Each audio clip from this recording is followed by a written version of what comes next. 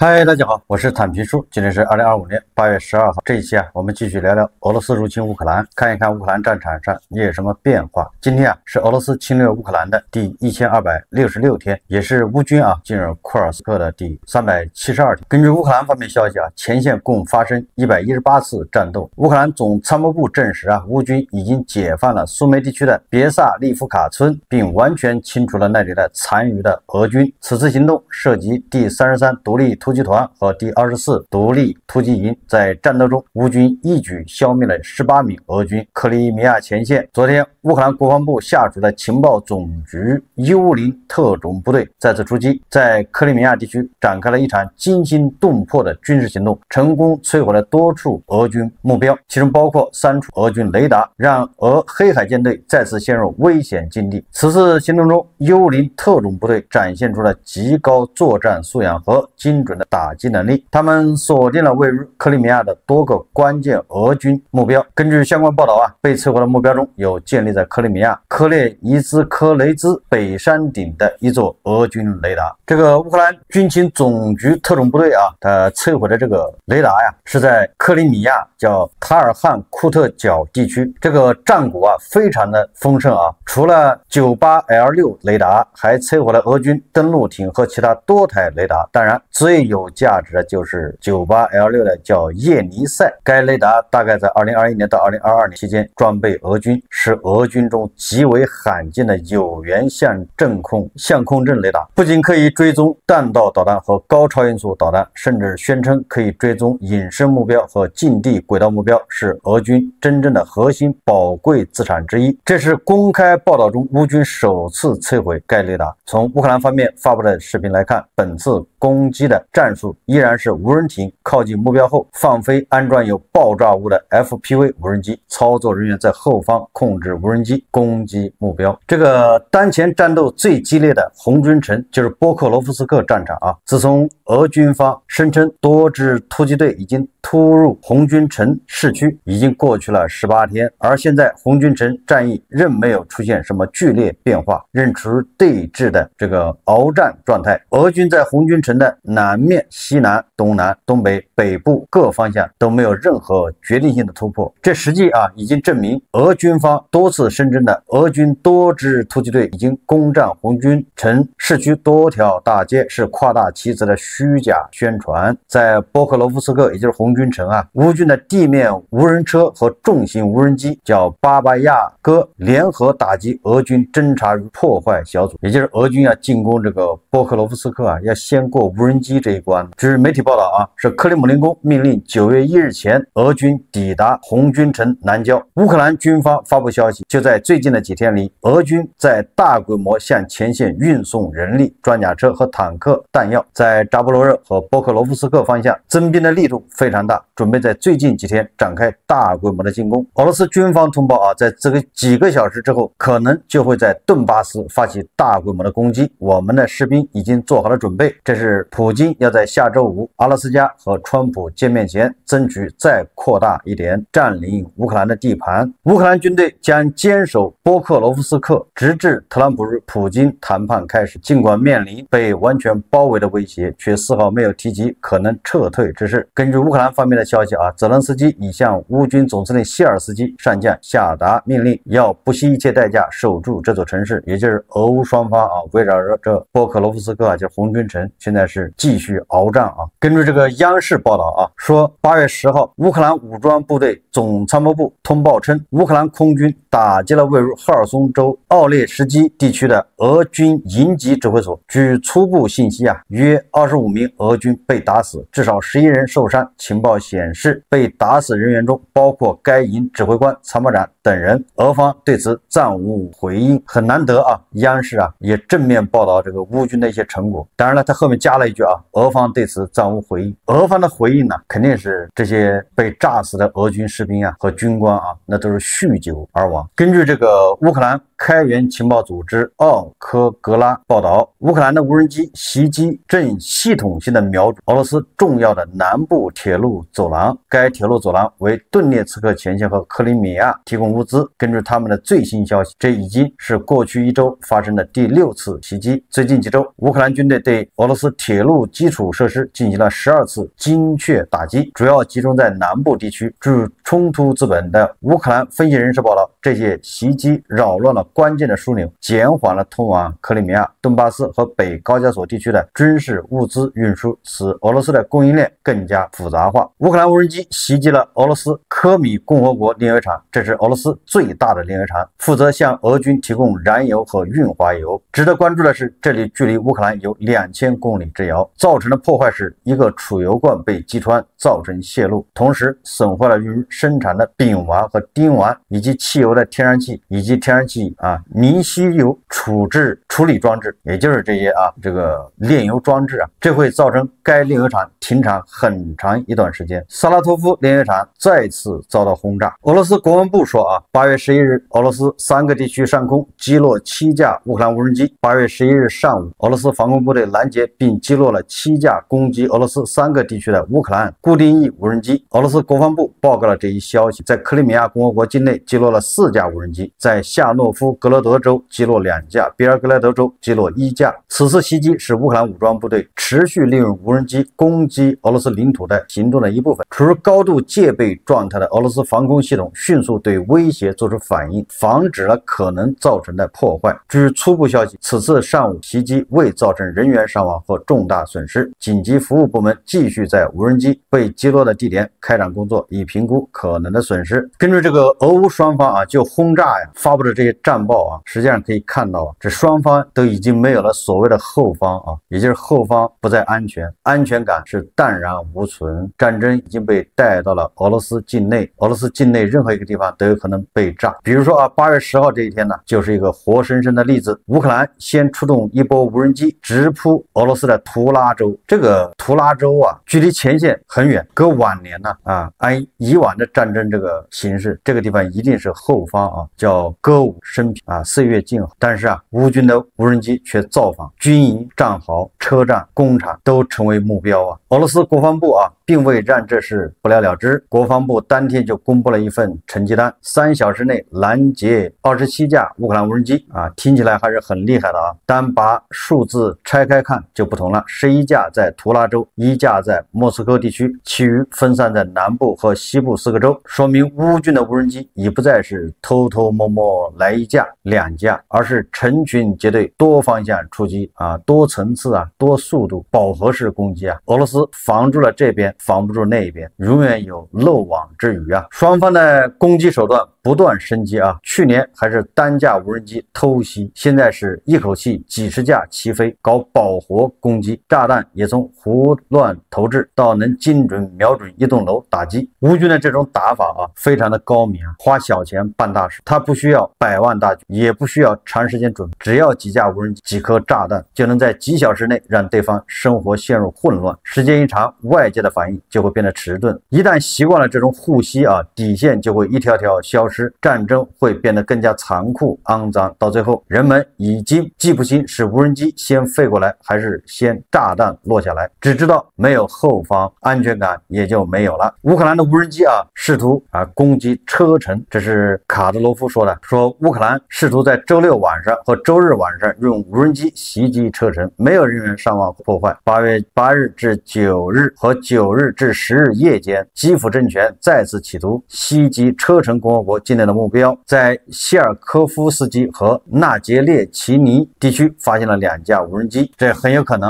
是车臣再一次这个高度紧张现在是杯弓蛇影。车臣上一次一紧张把阿塞拜疆的一架民航客机给击落了，这一次一紧张不知道要把自己什么给打坏，太紧张。刚才已经说了嘛，这俄罗斯全境没有安全的，随时都会响起防空警报，对吧？这个小摩托飞得又矮又慢，然后又小，防不胜防。这是目前战场的一个情况。情况啊，我们再看看这个外交以及国际援助。欧盟委员会宣布，从俄罗斯中央银行冻结的资产中收到新一笔16亿欧元的资金，这些资金将直接用于支持乌克兰。拉脱维亚总统林克维奇斯提醒说啊，与俄罗斯签订的条约一文不值，说105年前拉脱维亚与苏联签署和平条约，承认拉脱维亚的独立和主权。20年后，克里姆林宫却粗暴地违反了该条约，侵占拉脱维亚。该条约至今仍然有效且具有现实意义，但世人必须牢记，俄罗斯的法律条约记录不佳，不是记录不佳啊，就是俄罗斯人签协议、签条约，他的目的就是用来撕毁的。你不签，他就没得撕啊，没有得违约啊，所以必须得先签啊，签完之后他好违约啊，他好撕毁条约。关于这个双普会谈啊，特朗普跟这个普京啊，8月15号要在阿拉斯加见面。这个会谈还没开始啊，特朗普又闹笑话了。在一个记者招待会上，这个特朗普宣布啊，华盛顿进入公共安全紧急状态。然后他说啊，我周五就要去俄罗斯见普京了。华盛顿现在这个情况让我非常难堪。大家看视频啊。Today we're formally declaring a public safety emergency. This is an emergency. This is a tragic emergency. And it's embarrassing for me to be up here. You know, I'm going to see Putin. I'm going to Russia on Friday. I don't like being up here talking about how unsafe and how dirty and disgusting this once beautiful capital was, with graffiti all over the walls. It's another part of it, by the way, because we're talking about safety, but we're also talking about beautification. We have the most beautiful, potentially, capital in the world. We always had. But people come from Iowa, they come from Indiana, they come and then they get mugged. Not going to happen. Keep coming, because by the time you get your trip set, it's going to be safe again, and it's going to be clean very quickly. 这个不知道特朗普是太兴奋了还是太紧张要见普京啊，我不太清楚是紧张呢还是兴奋，或者啊在潜意识里啊，这个特朗普可能还认为这个阿拉斯加呀还是俄罗斯的领土，对吧？所以他随口说出来这个要去俄罗斯见普京，对吧？或者是他是内心深处的一种真实的愿望啊，一不小心说出来了，他就特别想去啊俄罗斯向他续职啊，做续职报告。当然了，你也可以说啊，他年纪大了，这个说漏嘴了，或者是就是这个口误，这个也有可能呐。但是这个让白宫啊也忙了一阵子啊，这个白宫立马发表声明说，截至目前，普京和特朗普的会面地点没有任何变化，会议将在阿拉斯加举行。实际上，这至少说明了特朗普的一种复杂的心态。毕竟啊，一边是自己的承诺，他面临着中期选举，然后他对吧？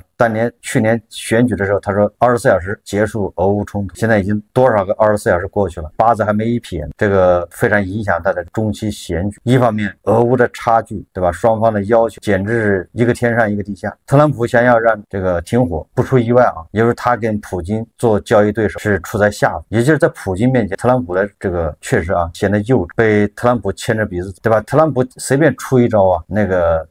啊，普京随便出一招啊，特朗普那个8月8号那个最后期限就被化解了，就到8月15号了。不出意外的话，那就是特朗普要出卖乌克兰的利益，乌克兰要割地求和，无非是割多少的问题。这个北约的秘书长吕特说，俄美元首会晤是特朗普对普京的一场测试。俄罗斯总统普京仍然是对西方联盟的主要威胁，这一点毫无疑问。特朗普总统对普京进行一场测试是非常好的事情，我们将在周五开始这个过程。当地时间8月10号，北约秘书长吕特在接受美国哥伦比亚公司这个面对国家节目采访时如是说然后这个吕特大谈乌克兰这个要承认俄罗斯对这个现在领土的这个军事占领这个事实，但是法律上不能承认。对此这个俄罗斯外交部发言人这个扎哈罗娃说北约秘书长吕特直接支持欧洲法西斯化，他要求在法律上不承认俄罗斯新领土，团结而贫困的欧洲再次压注于俄罗斯西部边境建立一条充满侵略性的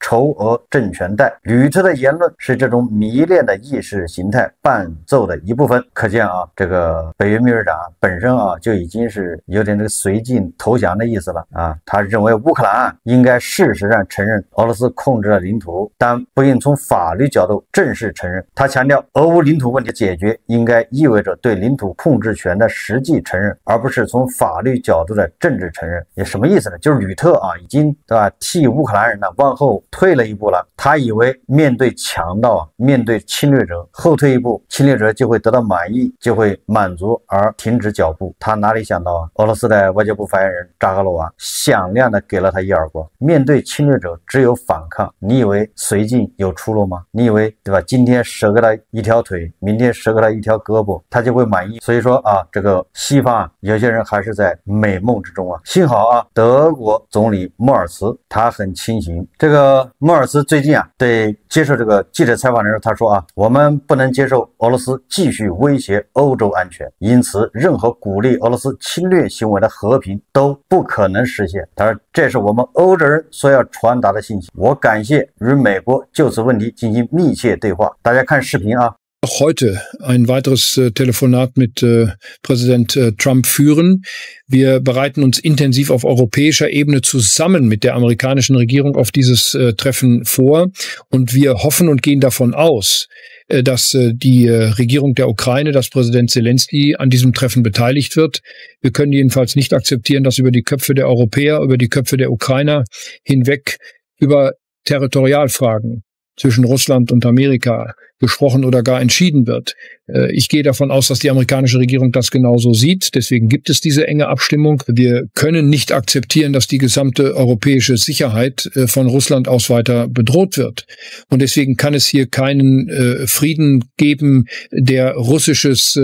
aggressives Vorgehen belohnt und möglicherweise weiteres Vorgehen ermutigt und ermuntert. Das ist die Botschaft, die wir hier gemeinsam ausgesprochen haben. Und ich bin wirklich dankbar, dass wir da in einem sehr, sehr engen Dialog mit den Amerikanern sind. Das, was am Freitag in Alaska passiert, darf nicht ohne Ergebnis bleiben. Es muss Konsequenzen haben, entweder in die Richtung, dass der Druck auf Russland noch einmal vergrößert wird oder dass Russland von sich aus einsieht, dass man diesen Krieg nicht fortsetzen kann. 这个莫尔茨呼吁美国啊，在阿拉斯加跟俄罗斯要达成这样一种成果，就是莫斯科一无所获且处于失败境地。他认为这样的结果会让欧洲满意，并向俄罗斯表明侵略性行为不会通过获取新领土而得到奖励。总之啊，这个德国总理要求实现和平，要让俄罗斯失败。这个莫尔茨还说啊，泽连斯基应该参与特朗普与普京在阿拉斯加的会晤。我们希望并假设乌克兰政府和泽连斯基总统将参与其中。无论如何，我们不能同意俄罗斯和美国之间讨论乌克兰的领土问题，更何况是凌驾于欧洲人和乌克兰人之上。欧洲人不希望也不应该在涉及欧洲未来的决定性战略问题时袖手旁观。这是在特朗普和普京阿拉斯加会晤之前啊，德国发出的最强音，对吧？这莫尔茨啊，亮明态度，这叫亮剑，对吧？你特朗普和普京，你们俩人在阿拉斯加达成的那些东西都是笑话，对吧？必须由泽连斯基参加，必须由欧洲参加，否则的话，对吧？都是瞎子点灯，白费蜡。同时啊，这个德国人可不是嘴炮啊，对吧？德国人玩真的。莱茵金属公司在乌克兰的工厂正在加班加点啊，德国已启动类似的工厂。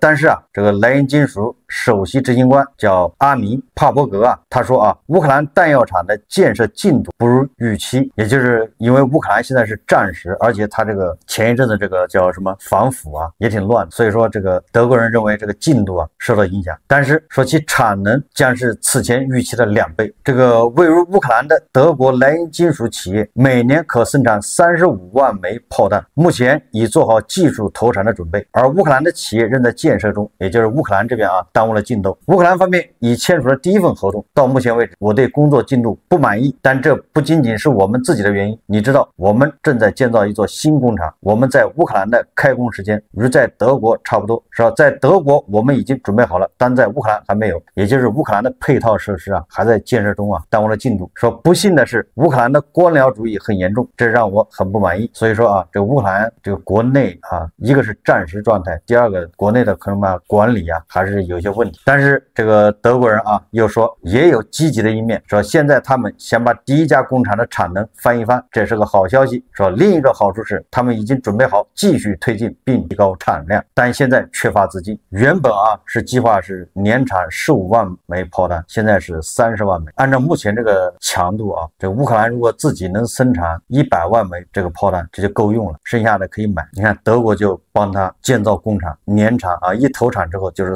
解决30万。现在西方媒体啊放出很多这个和谈的这些可能这个条件啊，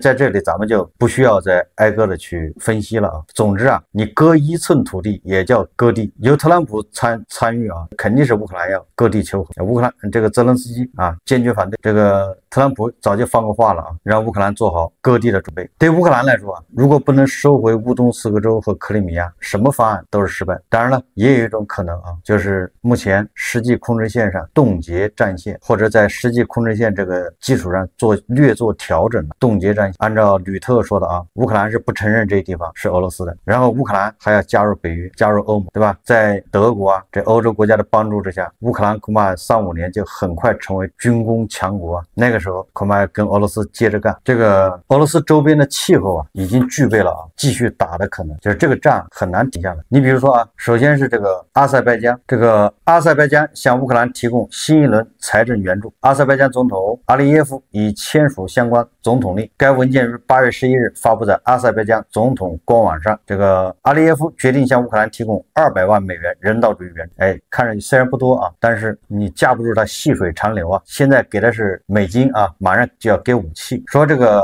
该笔资金将用于修复被俄罗斯导弹和无人机摧毁的乌克兰能源系统，并且啊，根据这个消息人士的话报道称，如果俄罗斯武装部队继续袭击阿塞拜疆在乌克兰境内的天然气设施，阿塞拜疆可能会解除该国对乌克兰的武器禁运。对于这个消息呢，俄罗斯人是怎么看的呢？8月11日，俄罗斯国家杜马国际事务副主席朱洛娃认为啊，他如果说阿塞拜疆向乌克兰提供的是人道援助而非军事援助，这没什么特别的，他们不是在提供军事援助。但是俄罗斯的另一位官员啊，也是国家杜马独联体事务委员会第一副主席康斯坦丁扎图林认为，如果阿塞拜疆执意要给俄罗斯制造障碍，那么他们一定会用各种借口来达到目的。扎图林指出啊，他说阿塞拜疆在乌克兰的终端和天然气基础设施可用于军事行动，这给俄罗斯制造障碍的理由。泽连斯基与阿利耶夫之间的对话是可以预见的，如果我们不惧怕美国和法国的武器，那么阿塞拜疆它既不是武装力量最强的国家，也不是军事力量最重要的国家，提供的武器很难阻止我们实现在乌克兰进行军事行动目标。这位这个杜马官员说什么意思？也就是最终啊，阿塞拜疆肯定会找个借口向乌克兰提供武器。然后他说啊，反正阿塞拜疆提供的都是苏式武器啊，没什么大不了的，就这意思。我们再看看这个哈萨克斯坦，前2天这个哈萨克斯坦总统托卡耶夫，对吧，跟泽连斯基打电话支持啊乌克兰的领土完整。结果今天有媒体报道啊，哈萨克斯坦教育部宣布，自2025年学年开始，学校历史教材中将删除苏联解放章节，也就是苏联解放了这个哈萨克斯坦啊，这个删掉了啊，新增俄罗斯殖民史，也就是把这个哈萨克斯坦被这个苏联吞并啊，加盟共和国啊，现在已经改了是俄罗斯的殖民，这不膈应地保老人吗？哈萨克斯坦政府同时宣布停止为俄罗斯提供导弹试验基地，所以这些中亚国家啊，跟俄罗斯这个友谊的小船啊，也是说翻就翻了。高加索地区在土耳其的这个捣鼓下，对吧？现在跟俄罗斯关系是越来越紧张甚至他们已经向俄罗斯索要以前的领土。那现在中亚呢，对吧？跟俄罗斯也是渐行渐远，都是趁着俄罗斯现在无暇顾及啊，都是趁着俄罗斯被这个陷在乌克兰战场。这个亚美尼亚总理帕西尼扬说啊，离俄罗斯越远，离文明就近。8月11日，俄罗斯总统普京与亚美尼亚总理帕西尼扬通电话，克里姆林宫新闻处披露了此次两国元首通话细节。这个普京表示，俄罗斯愿意为亚美尼亚和阿塞拜疆关系正常化提供便利。实际上啊，普京你只要不捣乱就行了，还提供便利。这个对外宣布是这么说的啊，实际上恐怕没少威胁这个亚美尼亚总理帕西尼扬啊。上一次他说这种话是对这个叙利亚的那个新总统朱拉尼说，对吧？愿意俄罗斯付出自己的什么什么来维护这个叙利亚的和平。说这个话的目的就是想保住在那儿的俄罗斯军事基地。俄罗斯在叙利亚有2处军事基地，他想保住，所以他叫说软话。现在这个他在亚美尼亚还有一个军事基地，他也想保住，所以给那个帕西尼扬打电话说什么愿意为亚美尼亚和阿塞拜疆关系正常化提供便利，说一些软话无非就想把这个基地再保住，但是这个是不可能的了帕西尼扬肯定是要把俄罗斯从亚美尼亚赶走。亚美尼亚现在有了这个底气什么底气呢？这个亚美尼亚把它跟伊朗接壤的地方有一个叫赞格祖尔走廊啊，人家租借给了美国一家公司，租借给美国啊，99年，那美国人就进驻了啊。首先，亚美尼亚跟伊朗边界啊，就由美国人来负责了。第二个，美国的力量一进入那儿，美国也在那儿有投资有资产，他就得保护亚美尼亚。当然了，这个说起来，这也是一些小国的一些不得已的这些叫战术平衡吧，或者叫战略。他想把俄罗斯赶走是赶不走，他只能引入，这样把俄罗斯挤走。这小国就是啊，就像某些国家过去对吧，为了把沙俄赶走，引入日本势力，后来为了把日本赶走，又引入苏联，这就是这么一套啊，对吧？你一想想就这么回事啊，对吧？叙利亚也想把俄罗斯赶走，那只能引入土耳其，要么就再引入美，这样把俄罗斯人就能赶走。所以说你把历史看明白了，就这么点事。所以这个亚美尼亚他一定要把它给俄罗斯人的军事基地要依仗美国的力量。不管怎么说啊，这些手段都是在瓦解和蚕食俄罗斯传统的地盘。俄罗斯或许啊在黑海、在乌克兰占领了一些地方，但是它失去了会更多。好，这期节目我们就聊着，感谢大家收看。如果喜欢我的，欢迎订阅转发，也可以在下方留言评论，谢谢大家。